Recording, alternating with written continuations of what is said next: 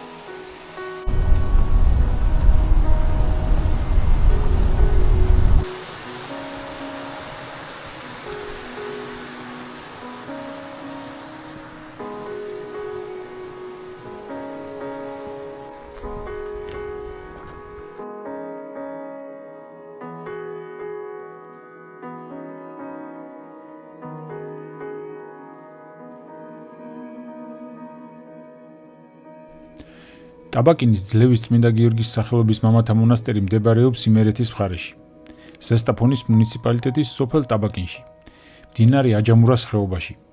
ზესტაფონიდან დაშორებულია 7 კილომეტრით.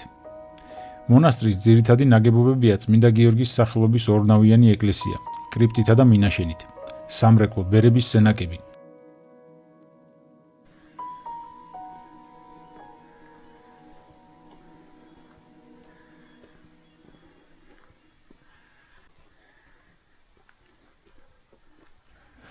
თავდაპირველად ტაძარი გადახურული ყოფილა კრამიტით. 1980-86 წლებში ჩატარებული რეკონსტრუქციის შემდეგ თუნუქით გადაიხურა. ინტერიერი მთლიანად მოხატული და ასომთავრული ნუსხური და მხედრული წარწერებით იყო დაფარული, რომელთა ნაწილი დღემდეა შემორჩენილი. კედლებზე გამოსახულია ქრისტეს, ღვთისმშობლის, წმინდა გიორგის ცხოვრების ამსახველი ფრესკები. აქვეა ეკლესიის ქტიტორის, იმერეთის მეფე ბაგრატ მესამის გამოსახულება. ტაძარში შეინიშნება 4 სამშენებლო ფენა. პირველი მე-6 მე-7 საუკუნეების, მეორე დაახლოებით მე-10 საუკუნის, მესამე განახლებისაა და მოხატვის 1510-1529 წლები და მე-4 1529 წლის შემდეგ. ქვითკირის ორსართულიანი სამრეკლო სავარაუდოდ მე-16 მე-17 საუკუნეთა მიჯნაზეა აგებული და ყურადღებას იპყრობს არქიტექტურული ფორმის სიმკაცრით და დახვეწილი პროპორციებით. სამონასტრო კომპლექსის ახალ ნაწილს წარმოადგენს 1990 წელს აგებული 12 მოციქულის სახელობის ერთნავიანი ტაძარი და ბერების საცხოვრებელი სახლი.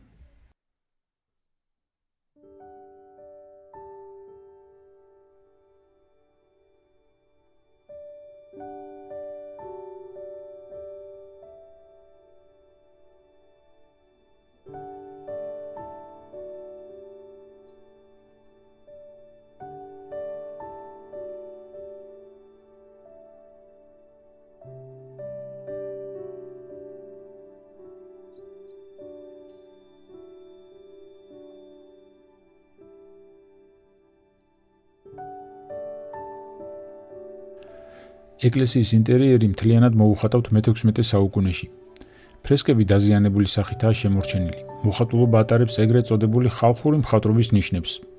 გამოსახულებები ხაზოვანი და ბრტყელია, ნახატი მოქნილი და თავისუფალი. ჩანს დეკორატიულობის ნიშნები. კოლორიტი თბილია, ჭარბობს ყვითელი, წითელი და მოცისფრო რუხი ტონები.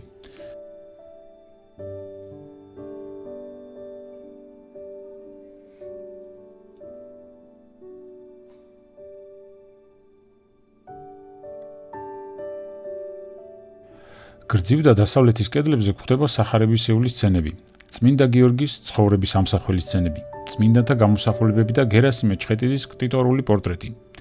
ჩრდილოეთის ნავის მოხატულობა თითქმის განადგურებულია, შემორჩენილია მცირე ფრაგმენტები. დასავლეთ კედელზე გამოსახულია ბაგრატ მესამე, ჩრდილოეთ კედელზე კი ფეოდალთა პორტრეტებია. საკურთხევლის კონქში გამოსახულია ვედრების კომპოზიციის ვრცელი რედაქცია. ტახტზე მჯდომი ქრისტე, ღვთისმშობელი იოანე ნათლისმცემელი, 6 ფრთედები და მთავარანგელოზები. აფსიდის მეორე რეგისტრის ცენტრში მედალიონია ღვთისმშობლისა და ყრმა იესოს გამოსახულებით.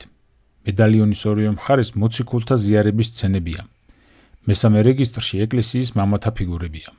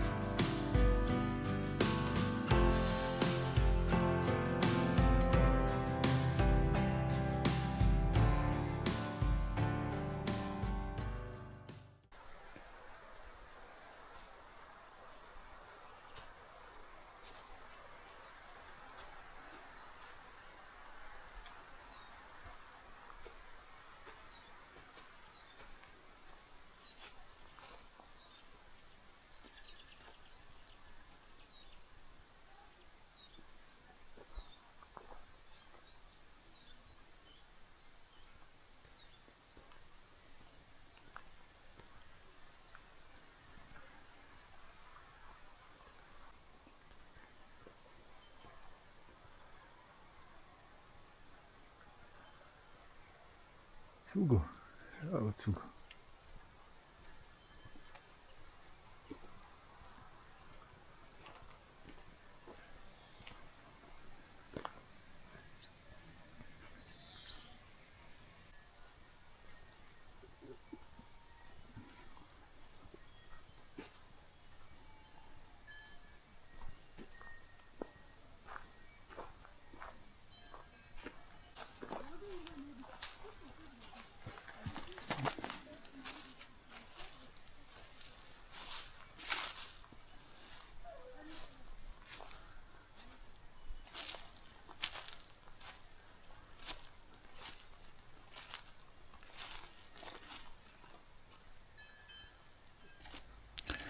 ტაბაკინში, ვინც ერთხელ მოხდება აქ დაბრუნების სურვილი აუცილებლად გაუჩნდება. ჩვენც მომავალში ისევ ვესტუნებით ამ გამორჩეულ სავანეს.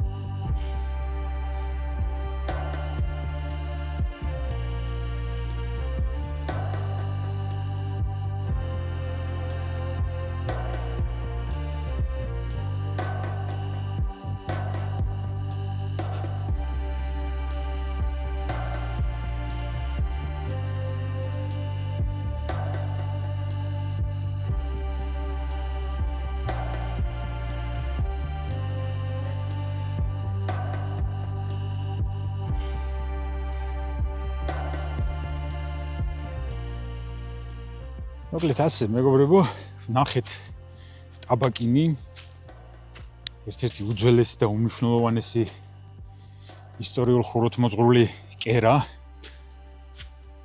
ძალიან საინტერესოა მართლა და ასეთი უძველესი ეკლესია მონასტრებით მართლაც რომ მოფენილია ჩვენი სამშობლო.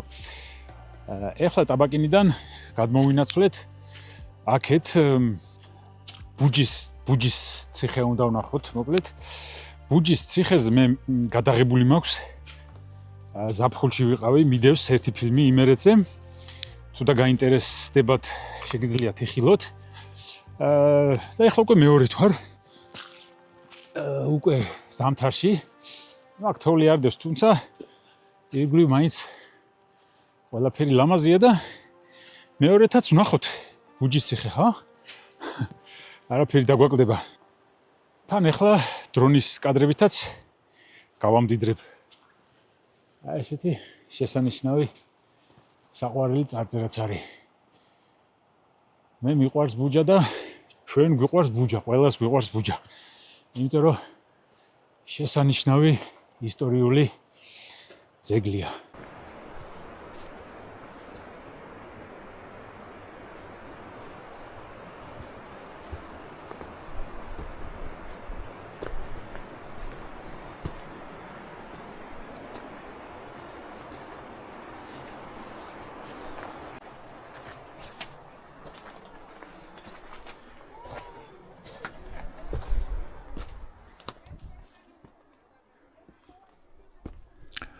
ბუჯის ციხის კომპლექსი იმერეთში, ზესტაფონის მუნიციპალიტეტში, სოფელ ქვედა საზანოსთან ახლოს მდებარეობს, მდინარე ბუჯისა და მდინარე მაზარულას შესართავთან. კლდოვანი მთის თხემზე. კომპლექსი განვითარებული და გვიანი შუა საუკუნეების სამშენებლო ფენებს მოიცავს. ციხის ტერიტორია ჭალატყის ნაქალაქარის ნაწილი იყო, რომელსაც ლეგენდა ბალიასტომად იხსენიებს. ვახუშტი ბაგრატიონი საზანოს ციხის შესახებ წერს.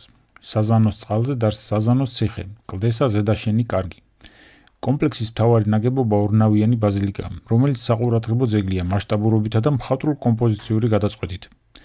როგორც ჩანს, სწორედ ეკლესია უნდა იყოს ანსამბლის ყველაზე ადრეული ნაგებობა, სავარაუდოდ მე-12 საუკუნის.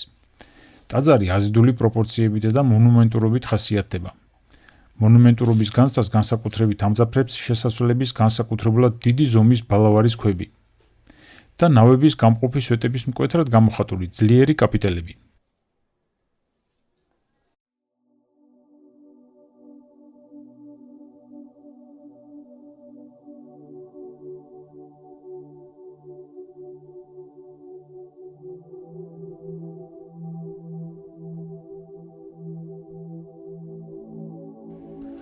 გალავანი და ფლეთილი ქვით ნაგები სხვადასხვა დანიშნულების ნაგებობები გვიან შუა საუკუნეებს უნდა მიეკუთვნებოდეს.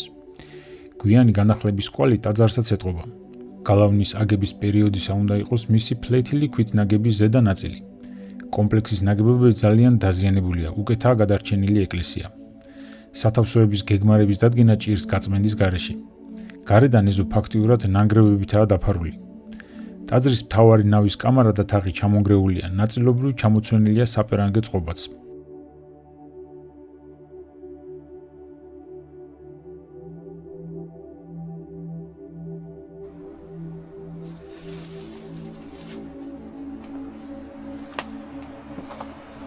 უნდა აღინიშნოს, რომ როცა გზაფხულში ვიყავი ტაძრის გარეთ და შიდა სივრცეში ხეები იყო ამოსული. დღეს კი ის გაწმენდილია, რაც მართლაც მისასალმებელია.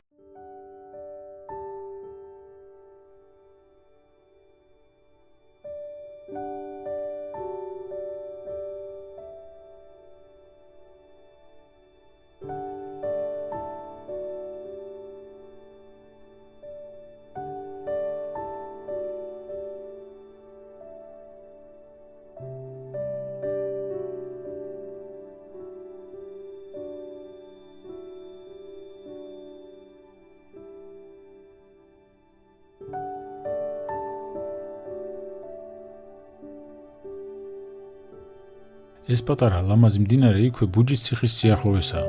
ის წელიწადის ყველა დროს გამორჩეულია, თუმცა ზაფხულში განსაკუთრებით.